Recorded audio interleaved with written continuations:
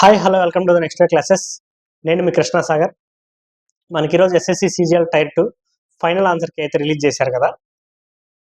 So మనకి అందులో tyre 2 షిఫ్ట్గా జరిగింది కదా, 18th అండ్ 20th. 18th జరిగిన దాంట్లో 9 క్వశ్చన్స్ అయితే రాంగ్ వచ్చాయి. 20th జరిగిన షిఫ్ట్లో 10 క్వశ్చన్స్ అయితే రాంగ్ వచ్చాయి. ఓకేనా. సో మీరు 9 క్వశ్చన్స్ 18th షిఫ్ట్ అనుకుంటే మీరు ఒకవేళ రైట్ అయింది రాంగ్ అనుకోండి. ఫర్ ఎగ్జాంపుల్ రైట్ పెట్టారు, ఓకేనా, మీరు రైట్ పెట్టారు బట్ ఆన్సర్కి రాంగ్ తీసుకుంది అనుకోండి. సో మీకు 4 మార్క్స్ మిస్ అయినట్టు, అంటే మినిమం 27 to 36 మార్క్స్ అయితే యాడ్ అవుతాయి. అలాగే 20 షిఫ్ట్లు అయితే 30 to 40 మార్క్స్ అయితే యాడ్ అయ్యి ఉంటాయి. ఓకేనా. ఒకవేళ మీరు పెట్టకపోతే 3 మార్క్స్, ఒకవేళ పెట్టి రాంగ్ తీసుకుంటే 27, రైట్ తీసుకుంటే ఓకే, అందులో ఎక్కువ యాడ్ అయితే ఉండదు. సో దీన్ని బట్టి మనం ఏం చెప్పగలం అంటే, సో మార్క్స్ అయితే బాగా ఇంక్రీజ్ అయ్యాయి. మనకి రీసెంట్గా రిజల్ట్ రిలీజ్ చేసినప్పుడు చాలామంది ఫస్ట్ అయితే భయపడ్డాము, ఎందుకు ఎంత హై కట్ ఆఫ్ వచ్చిందని.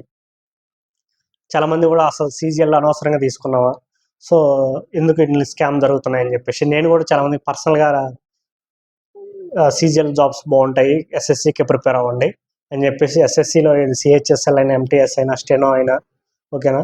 సో అండ్ సీజీఎల్ అయినా ఏ జాబ్స్ అయినా మీకు వర్క్ లైఫ్ బ్యాలెన్స్ అని కంఫర్ట్గా ఉండేది, శాలరీ కూడా మినిమం శాలరీస్ ఉన్నాయి. నేను చాలామందికి పర్సనల్గా అంటే నన్ను టెలిగ్రామ్లో అడిగినప్పుడు కూడా ఏ గవర్నమెంట్ జాబ్స్ బాగుంటాయని చాలామంది చెప్పాను. సో లిటరల్గా ఆ రిజల్ట్ వచ్చినప్పుడు అయితే నాకు చిన్న ఫియర్ అయితే స్టార్ట్ అయింది. ఓకే, ఇంతమందికి మనం చెప్పాం కదా, సో ఇలా అయితే కన్ఫామ్గా వాళ్ళ లైఫ్ మనం స్పాయిల్ చేసిన వాళ్ళు అవుతాం అని చెప్పేసి నేను భయపడ్డాను. అది ఇంకా భయం అలానే ఉంది. రిజల్ట్ వచ్చినాక మార్క్స్ ఇలా ఇంక్రీజ్ అయ్యాయని చెప్పడానికి కూడా అదికి పాయింట్ అయితే కాదు. మార్క్స్ ఇంక్రీజ్ అయ్యాయి కాబట్టి ఎక్కువ కట్ ఆఫ్ రీచ్ అయింది. ఫస్ట్ ఆఫ్ ఆల్ అన్ని క్వశ్చన్స్ రాంగ్ ఇవ్వటండి. అంటే ఫర్ ఎగ్జాంపుల్ మొత్తం 10 క్వశ్చన్స్ తీసుకోండి, యావరేజ్గా 9-10 కదా, షిఫ్ట్కి వచ్చి 10 క్వశ్చన్ తీసుకుంటే ఆల్మోస్ట్ 7.7%. సో ఒక గవర్నమెంట్ ఎగ్జామ్ నేషనల్ లెవెల్లో ఒక ఎగ్జామ్ పెడతా, 40 lakhs మంది అప్లికేషన్ అప్లై చేస్తా, ఆల్మోస్ట్ 25 to 30 lakhs మంది రాస్తాను ఎగ్జామ్కి. నువ్వు క్వశ్చన్స్లో 7.7% ఎర్ర క్వశ్చన్ చేస్తే అక్కడ మీనింగ్ ఏంటి అంటే, ఇప్పుడు అది ఎలా రాంగ్స్ కూడా ఎలా ఉన్నాయంటే సిల్లీ రాంగ్స్. మనకి టైమ్ అండ్ వర్క్లో డేస్ ఇవ్వాల్సిన దగ్గర అవర్స్ ఇవ్వటం, అంటే ఇవి మ్యాథ్స్ అనే కాదు, ఇంగ్లీష్లో మిస్టేక్స్, రీజనింగ్లో మిస్టేక్. రీజనింగ్లో అయితే మనకి ఇమేజెస్లో 5 ఇమేజెస్ ఇచ్చి అందులో డిఫరెంట్గా ఏది ఉందని చెప్పి కింద 4 ఆప్షన్లు ఇచ్చాడు. అంటే 5 ఆప్షన్ ఆటోమేటిక్ వాడే డిలీట్ చేసుకున్నాడా, నాకైతే అర్థం కాలేదు. సో వాడు ఆటోమేటిక్ డిలీట్ చేసినప్పుడు 5 ఆప్షన్ ఇవ్వాల్సిన అవసరం ఉంది, 5వ ఫిగర్. ఓకేనా. సో ఇలాంటి సిల్లీ క్వశ్చన్స్ ఎందుకు ఇస్తున్నాడో అర్థం కాలేదు నాకైతే. Silly mistakes.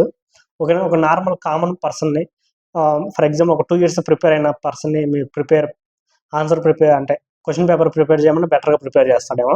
And difficulty level కూడా చాలా వర్స్ట్గా ఉంది. ఓకేనా. ఏదో 10th క్లాస్ పిల్లోడికి రాసినట్టు.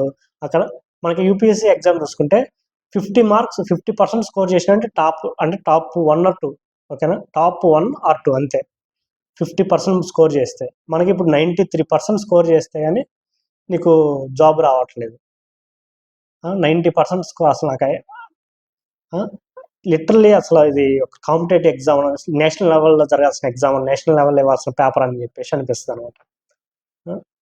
అండ్ ఇందులో ఇచ్చింది ఓకే, పేపర్ ఇచ్చాడు, 9 క్వశ్చన్లు తప్పున్నాయి. ఇప్పుడు ఒక స్టూడెంట్ బాగా ప్రిపేర్ అయ్యాడు, 3 years ప్రిపేర్ అనుకోండి. అతను ఎగ్జామ్ రాస్తున్నాడు, ఎగ్జామ్ రాసినంతసేపు నీకు ఒక తప్పు క్వశ్చన్ ఉంది, అతను ఏం ఫీల్ అవ్వాలి. ఇప్పుడు అతను ఆ రాంగ్ క్వశ్చన్ దగ్గర అతను ఎంత టైం వేస్ట్ చేస్తాడు. అంటే మీరు ఆల్రెడీ ప్రిపేర్ అయిన వ్యక్తిని నాశనం చేస్తున్నారు. రాంగ్ క్వశ్చన్ ఇచ్చేసి అతను టైము ఒక 2 minutes ఎక్స్ట్రా వేస్ట్ చేశారు అనుకోండి. అతను 2 minutesలో జిఎస్ క్వశ్చన్లు అయితే 5-6 క్వశ్చన్లు పెడతాడు 2 minutesలో. రీజనింగ్ అయితే 3 క్వశ్చన్స్ ఈజీ పెట్టచ్చు, మ్యాథ్స్లో 2 క్వశ్చన్ చేస్తాడు. ఇంగ్లీష్లో 6-7 క్వశ్చన్స్ పెడతారు. సో మీరు ఎంత స్పాయిల్ చేస్తున్నట్టు, అది ఒకటి. ఓకేనా. సో కట్ ఆఫ్ అయితే మీరు నార్మల్గా చాలా మందికి 30 మార్క్స్ పెరిగాయి, 25 మార్క్స్ పెరిగాయి. నాకు ఇందులో అర్థం కాదు ఏంటంటే, సేమ్ షిఫ్ట్లో ఒక వ్యక్తికి 30 మార్క్స్ పెరిగాయి, ఒక వ్యక్తికి 2 మార్క్స్ 3 మార్క్సే పెరిగాయి, కొంతమందికి -2 మార్క్స్ కూడా అయ్యాయి. అదైతే నాకు అర్థం కాలేదు. ఓకే, మనకి సెక్షన్ వైజ్ కట్ ఆఫ్ చూసుకుంటే సెక్షన్ వైజ్ నార్మలైజేషన్ స్కోర్ ఇచ్చాడు కాబట్టి సెక్షన్ 1 ఒక నార్మలైజేషన్, సెక్షన్ 2 నార్మలైజేషన్ డిఫరెన్స్ ఉందనుకోవచ్చు. 33 పెరిగినాయి, 25 పెరిగినాయి, అట్లా డిఫరెన్స్ ఉందనుకోవచ్చు. బట్ మరీ మైనస్ అవటం అని అయితే నాకైతే అర్థం కాలేదు. ఓకే, ప్రజెంట్ ఇప్పటివరకు అయితే మనకి ఇచ్చిన ఆన్సర్కి మనకు వచ్చిన రిజల్ట్ కంపారిటివ్లో ఓకే 300 స్కోర్ చేసిన 3 to 310 స్కోర్ చేసిన మనకి జాబ్ వచ్చేసి 335 కట్ ఆఫ్ కాబట్టి మినిమం జాబ్ అయితే వస్తుంది. మనకి ప్రీవియస్ ఇయర్ చూసుకున్నా కూడా మనకి మినిమం కట్ ఆఫ్ 310 అయితే ఉంది. So okay 25 marks 30 marks increase అయ్యాయి కాబట్టి మార్క్స్ అయితే సో కట్ ఆఫ్ అయితే రీచ్ అవ్వచ్చు మన ప్రిపేర్ అయితే అనే ఒక కాన్ఫిడెన్స్ అయితే వచ్చింది. బట్ ఇక్కడ నెక్స్ట్ టైం జరగకుండా వస్తుంది అంటే రాంగ్ క్వశ్చన్స్ ఇవ్వకూడదు. సో రాంగ్ క్వశ్చన్ ఇవ్వడం వల్ల ప్రిపేర్ అయిన వ్యక్తి టైం వేస్ట్ చేసుకునే ఛాన్స్ ఉంది. ఓకేనా? అందువల్ల ఒకవేళ రాంగ్ క్వశ్చన్ పెట్టలేకపోయాడు అనుకోండి, డిమోటివేట్ అవుతారు ఎక్కువ. అంటే లైక్ స్టార్టింగ్లోనే మీకు అలా అనిపించింది అనుకోండి, డిమోటివేట్ అయ్యే ఛాన్స్ అయితే ఉంది. కొంతమందికి 60 మార్క్స్ కూడా పెరిగాయి అంటున్నారు. బట్ ఏ బేస్ 60 మార్క్స్ పెంచారైతే నాకైతే అర్థం కాలేదు. ఓకే, సో సో ఇది మనం ఎగ్జామ్ వరకు చూసుకుంటే. బట్ తర్వాత మీరు చాలామంది అంటే like first of all congratulation చెప్పాలి. వాడు ఆన్సర్కి రిలీజ్ చేసింది మాత్రం నిన్న జరిగిన ట్విట్టర్ క్యాంపెయిన్ వల్ల అని చెప్పుకోవచ్చు. అదొక బిగ్ సక్సెస్ అనమాట. అంటే లైక్ అంటే ఎక్కువ మంది పార్టిసిపేట్ చేస్తే కన్ఫామ్గా బోర్డు అయితే కన్ఫామ్ అంటే రిజల్ట్స్ అయితే కనిపిస్తాయి, ఏదో ఒక రిజల్ట్ అయితే. లాస్ట్ మనకి ఇంతకుముందు కూడా చాలాసార్లు ట్విట్టర్ క్యాంపెయిన్ కానీ అందరూ పార్టిసిపేట్ చేసి మనకి చూడండి నార్త్ సైడ్ అందరూ టీచర్లు అందరూ చాలా బాగా క్వశ్చన్ చేశారు అనుకోవచ్చు. అభినయ్ సార్ ఆయన్ని ఆదిత్య రంజన్ ఉండే ఆర్బి. సో మిగతా వాళ్ళు కూడా నాకు కొంతమంది తెలియకపోవచ్చు. ఓకేనా? అందరూ గగన్ ప్రతాప్ అవ్వచ్చు. సో అందరూ అయితే బాగా క్వశ్చన్ చేశారు. మన సౌత్లో కూడా కొన్ని ఇన్స్టిట్యూట్స్ అయితే వీడియోస్ కూడా చేసాయి. నా ఎవరెస్ట్ చేసింది నేను చూశాను, మిగతాయి నేను అంత ఐడియా లేదు. ఎవరెస్ట్ అయితే వీడియో చేసింది.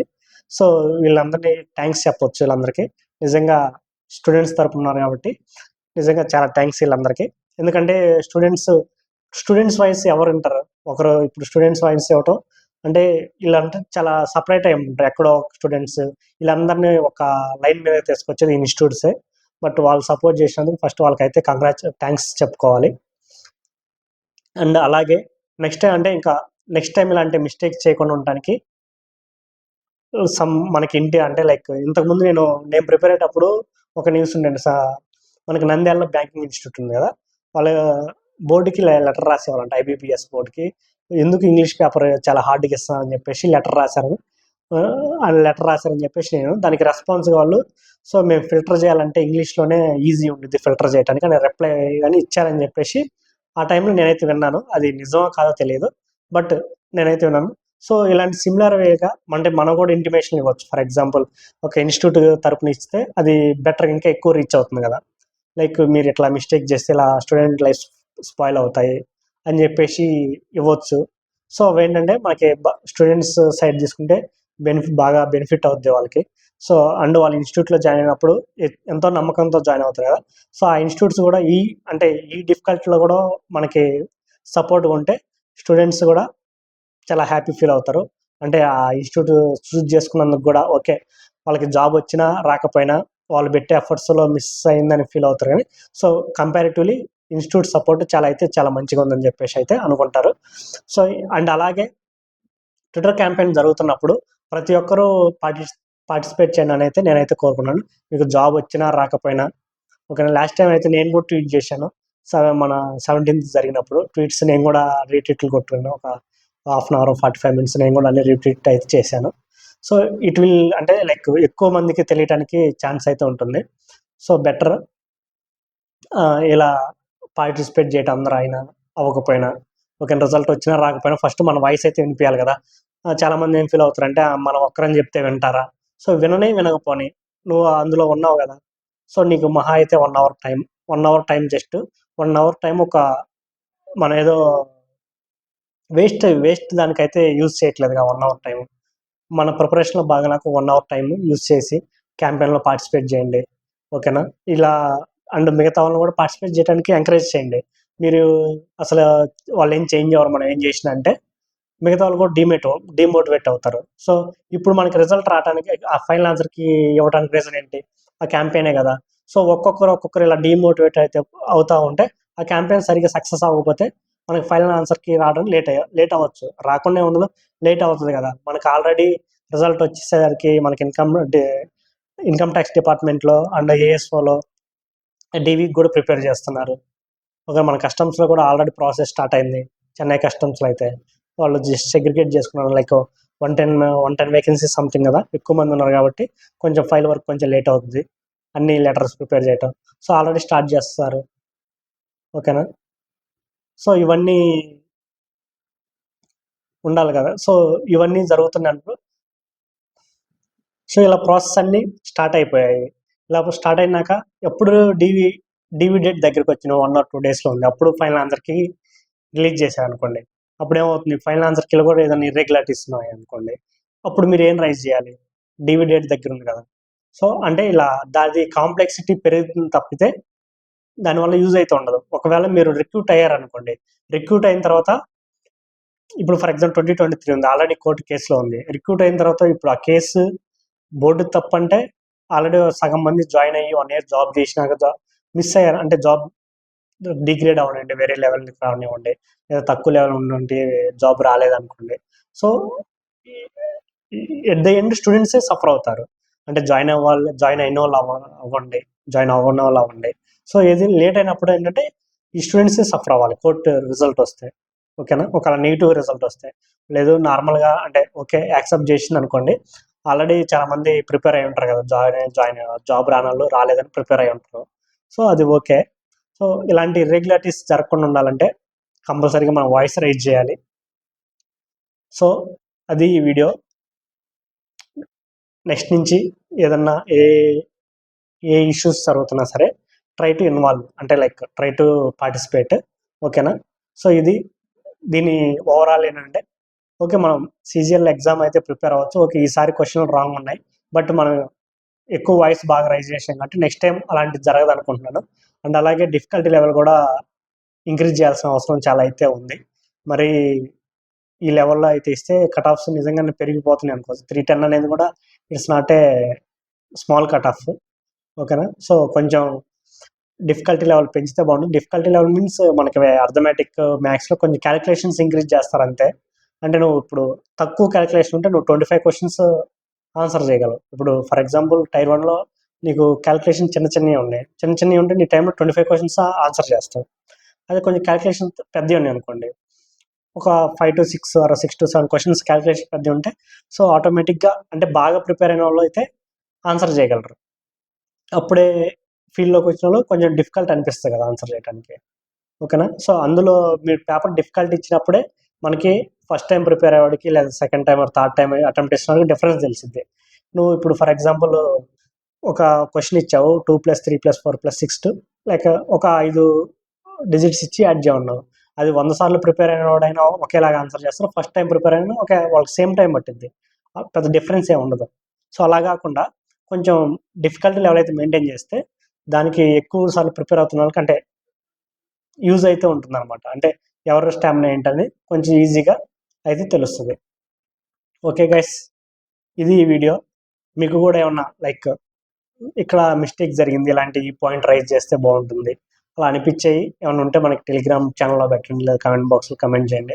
అండ్ మీకు ఏదన్నా రిగార్డింగ్ ఎనీథింగ్ డీవీ అప్పుడు ఏమైనా డౌట్స్ ఉన్నా, డీవీ ఇష్యూస్లో ఏమైనా డౌట్స్ ఉన్నా, ఆల్రెడీ మీకు కమ్యూనిటీ సర్టిఫికేట్స్ కానీ ఓకేనా, రిజర్వేషన్ సర్టిఫికేట్స్ ఇట్లా ఏమైనా ఉంటే మనకు ఆల్రెడీ ఒక వీడియో అయితే ఉంది ఈ సర్టిఫికేట్స్ మీద, ఆ వీడియో అయితే చూడండి. అలాగే ఏమైనా డౌట్స్ ఉన్నా మీరు టెలిగ్రామ్లో మన నెక్స్ట్ క్లాస్లో జాయిన్ అయ్యి మన డౌట్స్ గ్రూప్లో కూడా జాయిన్ అవ్వండి.